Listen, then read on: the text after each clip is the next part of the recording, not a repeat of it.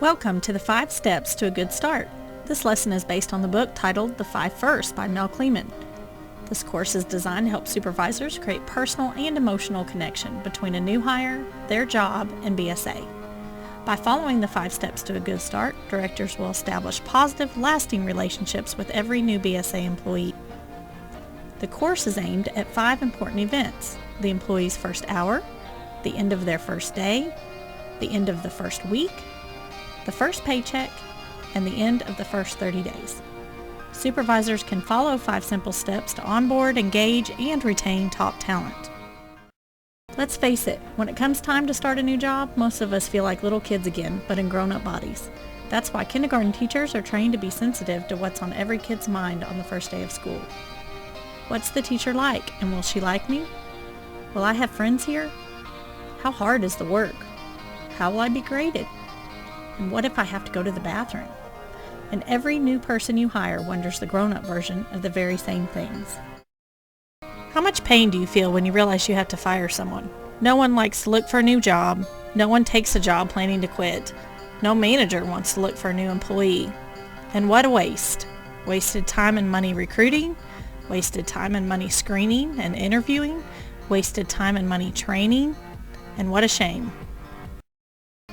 The objectives today are to identify 5 significant points of time for new hires, recommend effective practices to follow during these 5 events, describe how following 5 simple steps during these times will result in positive, lasting relationships with every new employee, and explain how following 5 simple steps will lead to engaged employees and retaining top talent. The course is aimed at these 5 important events: the first hour, the end of the first day, the end of the first week, the first paycheck, and the end of the first 30 days. The first step is the first hour. The first hour on the job is the most important time you'll ever spend with your new employee. There'll never be another time when that person will be as receptive, willing to listen, and wanting to understand your expectations as well as live up to them. This time will set the tone for the entire relationship the new hire will have with you and BSA, so it pays to get it right. Your goal is to ensure that your new employee walks away from that first hour with a positive impression of their new job, their coworkers, you, and BSA. The first hour should be the best hour. It's the most important hour. This is the time to develop relationships. Ask them questions. Don't give them a bunch of paperwork. They need to understand how important their job is and how it fits into the big picture. They need to feel they've made the right decision and be proud to be part of the BSA team. Be ready for your new employee. If you fail to prepare, it gives the new hire a first impression that you're disorganized, have poor planning skills, and you don't think the job or the new employee matter much. Make a checklist of things you need to have ready. For instance, their phone, directions for setting up voicemail, BSA phone directory, access to computer programs and passwords. Get together any necessary paperwork, such as their job description, a BSA organizational chart, their resume, and a list of your expectations. Make a welcome sign or card and find a BSA gift. Corporate communications can offer many special BSA products like coffee mugs, keychains, pins, or a new badge holder. This lets them know you are ready for them and you're excited that it's their first day. Most people start an employee on a Monday or the beginning of a shift. What is that time like? Busy and hectic, right? Select a new hire start date and time so it doesn't overlap shift changes or other busy or chaotic times.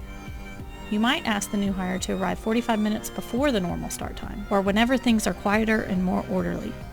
The goal is to be able to give your new person your undivided attention for the first 45 minutes to an hour. Be on time to greet your new employee warmly. Restate your name and title. Help them relax by offering a snack or beverage and make small talk about the weather, traffic, sports, or current events. Show them where they can put their things away and invite them to come visit with you. Take about 5 minutes to tell the new hire a little about yourself, especially how you came to work for BSA and how you got to your present position. Tell them why you like your job and why you like BSA. Spend the next 5 minutes making them feel chosen, not just hired. Don't say we hired you, instead say we chose you. Tell them, we had a lot of other applicants for this job. Tell me, why do you think we chose you over everyone else? It's a tough question, so listen to their answer. Tell them, let me tell you why, because we saw this and we saw that. Give them specifics. Tell them this is what we saw in you. Take 5 minutes to talk about how important their job is and how it fits into the big picture. People want to be a part of something bigger than themselves. They want to feel part of the BSA team. Review their job description and the BSA organizational chart. Tell them your job is very important. Our mission is to provide quality healthcare and Christian love, service, and dignity. And what you do impacts patients and customers that come to BSA. It impacts whether they feel they've received outstanding customer service and if they've been treated with Christian love, service, and dignity. This sets expectations. This sets a bar. Spend about 10 minutes finding out what his or her drivers are. This will help you to effectively manage, motivate, and reward your new employee down the road. Take this time to ask questions. Tell them, I want you to know we're glad you've joined our team and we look forward to working with you. So tell me, why did you decide to take this job? Looking back at your past experience at school or work, what motivates you to do your very best? What discourages you from doing your best? Where do you see yourself in 60 days? How about in 5 years? When someone does an outstanding job, how do you think they should be rewarded? I've noticed some people learn best by being carefully walked through new tasks step by step, while others would rather jump right in and try it with very little instruction. So tell me, how do you learn your best? Find out how they like to be managed. Take about 10 minutes to discuss your general expectations. Reassure them by saying, you'll learn a lot of new things today and over the next few weeks. It's normal to feel pretty overwhelmed at the end of the first few days. And just know we don't expect you to be perfect. We're all human. We make mistakes from time to time, and sometimes that's the best way to learn. So feel free to ask questions, and if I'm not available or around, you can ask, and then give them a person that they can go to answer questions. Tell them how you want them to communicate with you and about your management style. Are you relaxed or are you structured?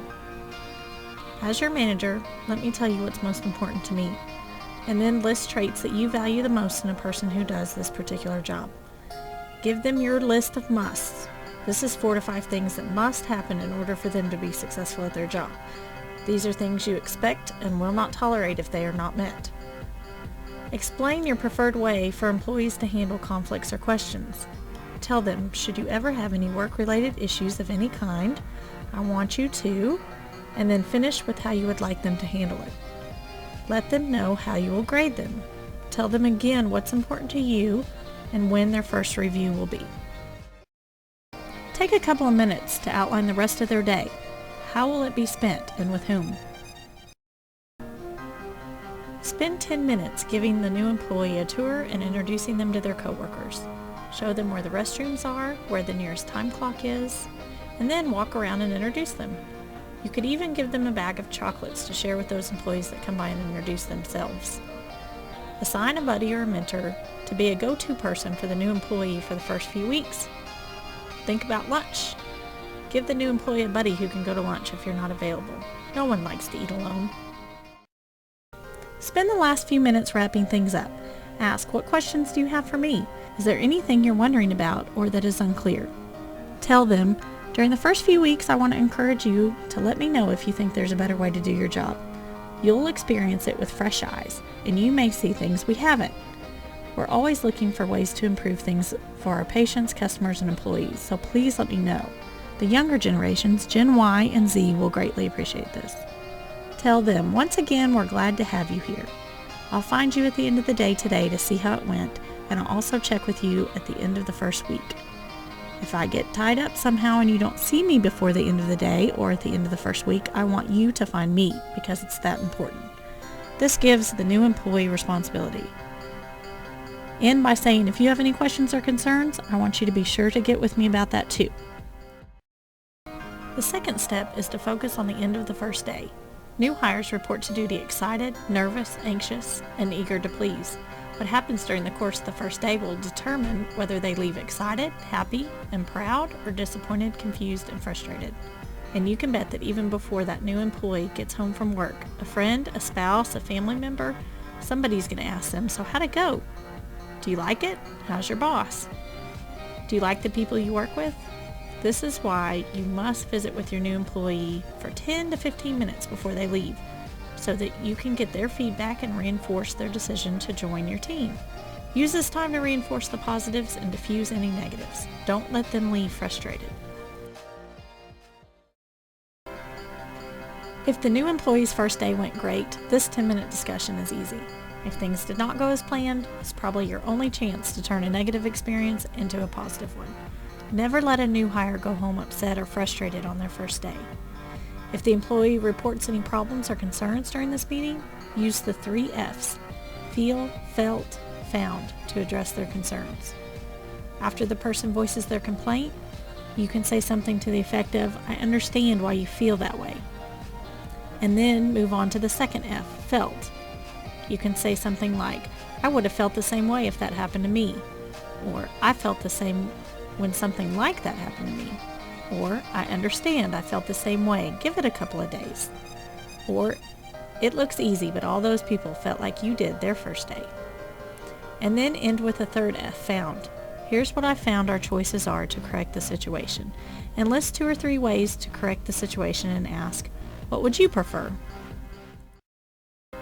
Here's a list of 10 questions to ask at the end of a new hire's first day.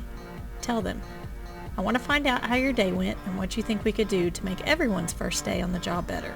Then ask, "How was your day? How do you like your new job? What do you think about BSA so far? Do you have all the tools, information, and training you needed to feel comfortable here today? How would you rate your day on a scale of 1 to 10? Why? What did we do right? What could we have done to make it better? What was the best thing that happened to you today? What was the most frustrating, boring, or confusing thing about today?" And then tell them, "I'm glad you shared the information." To maximize the power of first impressions, you can have your boss get in touch with the new hire during their first week to welcome him or her to the organization and ask how it's going. Remember, you, your fellow employees, your department, and BSA will be the topic of conversation in a new hire's world for at least the next 2 weeks. The third step is having a meeting at the end of the first week. It would be most effective if this short meeting could be led by someone other than the direct supervisor, and the interest of another supervisor or manager makes the new person feel just that much more important. Take 15 to 30 minutes to ask the following questions about how their first week went: orientation, customer service, training, and any new ideas they may have and questions they need answered. You can finish this conversation one of 2 ways. Either, "I've heard or noticed you're doing a great job so far. We're glad to have you as part of our team." Or, "I've heard or noticed that you've been doing a great job at, but need some work." You can fill in the blanks with what they're doing right and what needs work. Ask them, "How can I help you with this?" or "What can we do to improve in this area?" Step 4. Their first paycheck. This conversation is about giving information rather than getting it. More than 95% of the time, this will be one of the easiest conversations you'll have with a new hire, because most will try their best to do everything you expect. And even if they aren't perfect, you will still have a good feeling for whether or not they have the attitude and skills needed to be a success. This conversation may be a bit more difficult with the less than 5% who just don't seem to be working out. But remember, it's easier to have this talk after 2 weeks than after 2 months or 2 years. By the time the employee receives their first paycheck, you should have a good sense of whether the employee is a real asset, has the potential to become an asset, or is already a liability. When the new hire is clearly an asset, this is the time to reinforce good behavior with positive feedback. Say, "Congratulations, you've really earned your first paycheck. Look it over and let me know if you have any questions. From everything I've seen and heard, you're doing a great job, and I want to encourage you to keep it up. I noticed when you," and cite a specific example of something they're doing great at, and tell them, "And that's the kind of thing that makes a big difference here." If the new employee looks like a keeper, but is not quite there yet, this is an ideal time for resetting expectations as well as offering more help and/or training. Say, "Congratulations on your first paycheck. Look it over and let me know if you have any questions."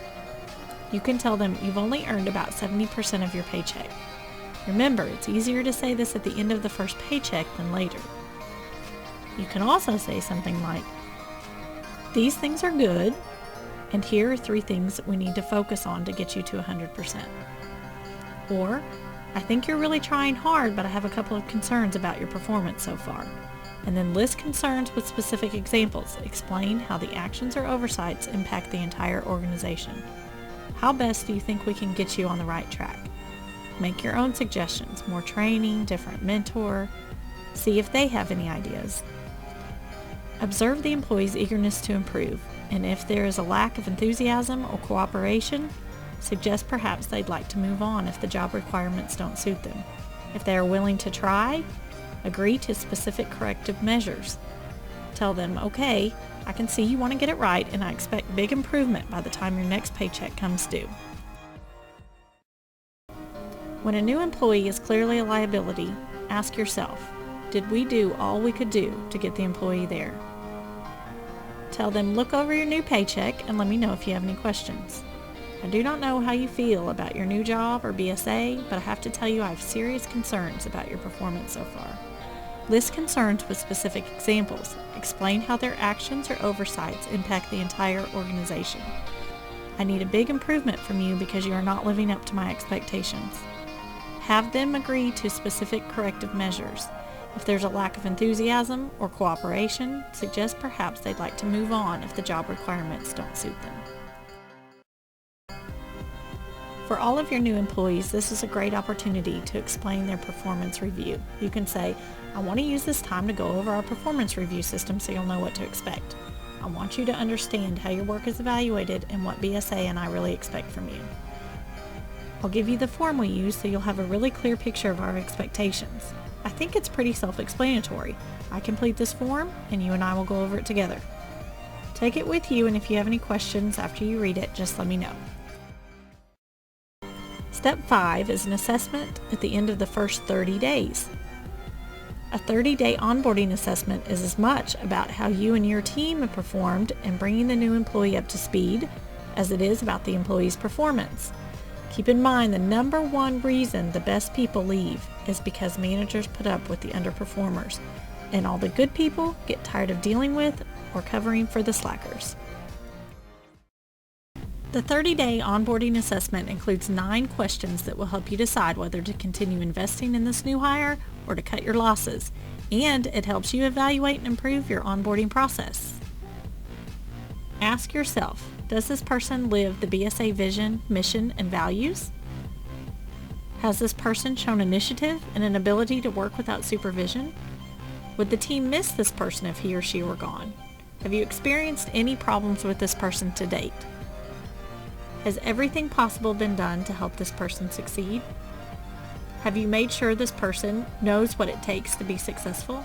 Is there something else you could or should be doing to help them get where they need to be? Should you continue to invest resources, time, money, training, mentoring in this person? If yes, why? If no, why not? If this person is not working out, was something missed or overlooked in the hiring process? If the answer is yes, how will you ensure it doesn't happen again? After asking yourself the 9 questions, the final action is to choose to either continue to invest in this person or allow this person to find another place to work. The choice can be a difficult one. It can be a hard decision to let someone go after the interviews, training, and effort put into trying to get them to be an asset to the team.